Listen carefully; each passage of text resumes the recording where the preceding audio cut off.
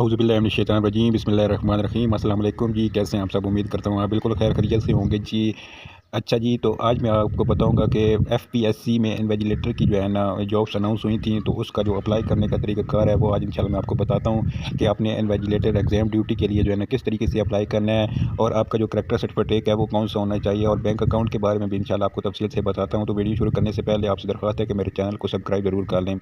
अच्छा जी, exam duty federal board of intermediate and secondary education Islamabad की तरफ से जो है ना इन्विजिलेटर की वैकेंसीज अनाउंस हुई थी कि आप एग्ज़ाम ड्यूटी के लिए अप्लाई कर सकते हैं, और उसकी जो लास्ट डेट थी वो 25 फरवरी 2026 है। तो थोड़े से दिन रह गए हैं, 2 से 3 दिन रह गए हैं, तो जल्दी जल्दी आप इसमें अप्लाई कर सकते हैं जी। इसके लिए जो क्वालिफिकेशन आपके पास होनी चाहिए वो मास्टर डिग्री आपके पास होनी चाहिए जी।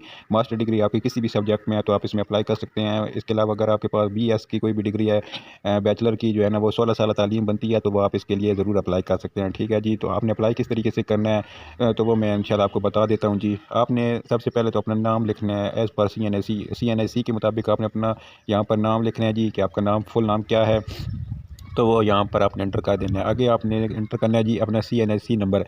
तो आपका जो CNSE नंबर है वो आप यहाँ पर एंटर कर सकते हैं विदाउट डैशेस के। आगे है जी जेंडर में आपने लिखना है कि आप मेल हैं फीमेल हैं, जो भी यहाँ पे सेलेक्ट कर सकते हैं जी। अच्छा, यहाँ पे लेटेस्ट पिक्चर आपने अपनी अपलोड करनी है जिसका जो साइज़ और 2 MB से कम हो, या 2 MB तक कम से कम होना चाहिए, और जो इसकी शेप है जी जो JPG या PNG फॉर्म में होनी चाहिए। अच्छा, आगे आपने CNSE पिक्चर अपलोड कर देनी है यहाँ पर। ठीक है, आगे आपने डेट ऑफ बर्थ अपनी लिखनी है। आपकी डेट ऑफ बर्थ जो बनती है वो आप यहाँ से एंटर कर सकते हैं। मैं फ़र्क ये एंटर कर देता हूँ जी, 22/2/2008 हो गई जी, फ़र्ज़ करके मैं ये कर देता हूँ जी। आगे फ़ोन टाइप, आपकी जो फ़ोन टाइप है वो कहाँ से है जी? पाकिस्तान से है जी। और व्हाट्सएप नंबर आपने अपने यहाँ पर एंटर कर देना है कि व्हाट्सएप नंबर आपका कौन सा है। वो आपको जो है ना अपने ग्रुप में ऐड करेंगे, और वो आपको फिर जो है ना बताएंगे कि आपने जो है ना किस तरीके से एग्ज़ाम ड्यूटी करनी है। आगे जी ईमेल अपनी यहाँ पर आप लिख देंगे, ईमेल आपकी जो होगी ईमेल के ज़रिए भी आपको वो इन्फॉर्म कर सकते हैं। ठीक है जी। आगे प्रोविंस का आपने लिखना है, कौन से आपका प्रोविंस, पंजाब है, सिंध है, सरहद है, खैबर पख्तूनख्वा है, जो भी आपका प्रोविंस बनता है वो आप जो है ना यहाँ से कर सकते हैं। आगे आपका डिस्ट्रिक्ट आपने सेलेक्ट करना है, डिस्ट्रिक्ट कौन सा है, डिस्ट्रिक्ट आपका जो भी बनता है वो आप यहाँ से सेलेक्ट कर सकते हैं। तहसील आपने यहाँ से सेलेक्ट करनी है।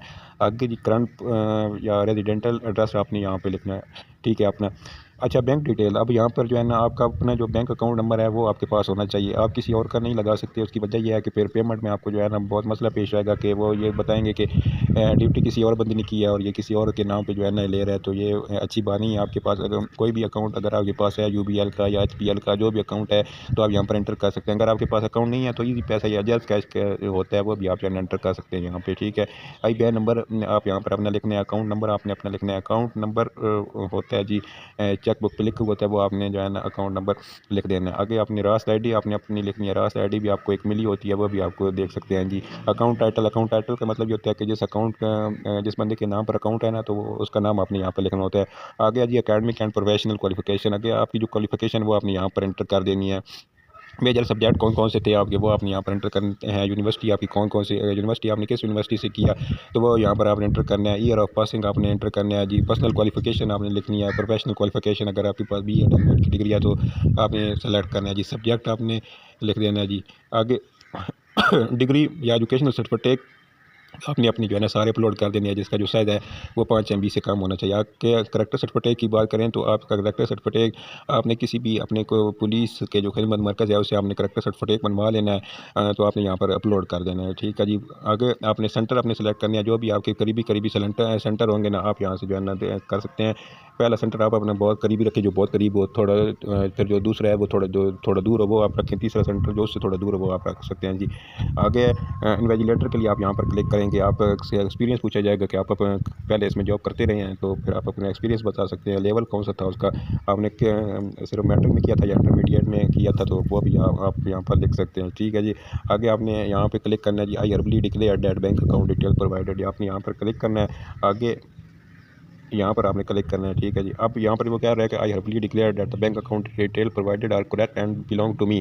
मैंने आपको पहले बताया था कि आपका जो अकाउंट होना चाहिए वो आपका अपना अकाउंट होना चाहिए। तो यहाँ पे वो पेमेंट डिक्लेरेशन का ये मैसेज आपको दे रहा है कि account detail provided above are correct and belong to me, यानी आपने जो ऊपर इन्फॉर्मेशन दी है बैंक अकाउंट की वो करेक्ट है और आपके मुतल्लिक है, यानी आपका अपना अकाउंट है। I understand that any payment for my service will be made to this account only, यानी जो पेमेंट होगी वो सिर्फ और सिर्फ इसी अकाउंट में आएगी। In case of correct bank detail. अगर गलत आपने बैंक डिटेल दी होगी तो I will be solely responsible for any delay और लॉस ऑफ पेमेंट। तो हम जो है ना इसके डिले के जो है ना जिम्मेदार नहीं होंगे। तो आपने जो अपना अकाउंट है वो सही तरीके से जो है ना लिखना है यहाँ पे।